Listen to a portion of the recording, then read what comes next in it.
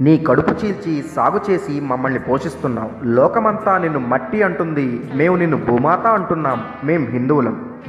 లోకమంతా వెలుగునిచ్చావు, మా బతుకుకు దీపమై నిలిచావు. ఇతరులు నిన్ను మండే అగ్నిగోళం అన్నారు, మేము నిన్ను సూర్యనారాయణమూర్తి అన్నాం. సూర్య భగవానుడు అంటున్నాం. మేం హిందువులం. నీ స్పర్శతో బీడు భూములు బంగారు భూములయ్యాయి. నీ చలువతో దాహార్తుల ఆర్తనాదం చల్లారింది. అన్యులు నిన్ను జల ప్రవాహం అన్నారు, మేము నిన్ను నదీమ్మ తల్లి అంటాం. మా ఇంటి ఆడబడుచులాగా లాంఛనాలిస్తాం, హారతులిస్తాం, పుష్కర సంబరాలు చేస్తాం. మేం హిందువులం. అణువులోనూ పరమాణువులోనూ పరమాత్మను దర్శించగల వివేకవంతులం. మేం హిందువులం.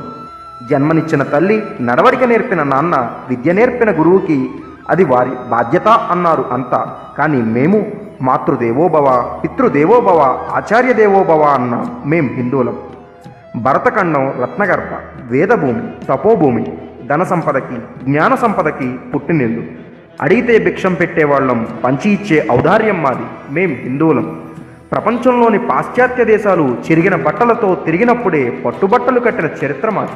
నాగరికతలో ప్రపంచం కళ్ళు కూడా తెరవకుండా పసికోనగా ఉన్నప్పుడే అంబరాన్నంటిన ఘనత మాది. మేం హిందువులం.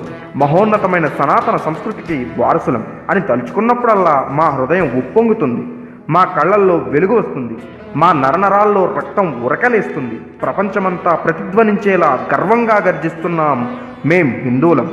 హిందుత్వం మతం కాదు, సనాతన ధర్మం జీవన విధానం. అనంత విశ్వానికి ఆది గురువు భరతభూమి, అనంత జీవకోటికి ఆది గ్రంథం సనాతన ధర్మం. నా దేశం భగవద్గీత, నా దేశం అగ్నిపునీత సీత, నా దేశం కరుణాంతరంగా, నా దేశం సంస్కార గంగ.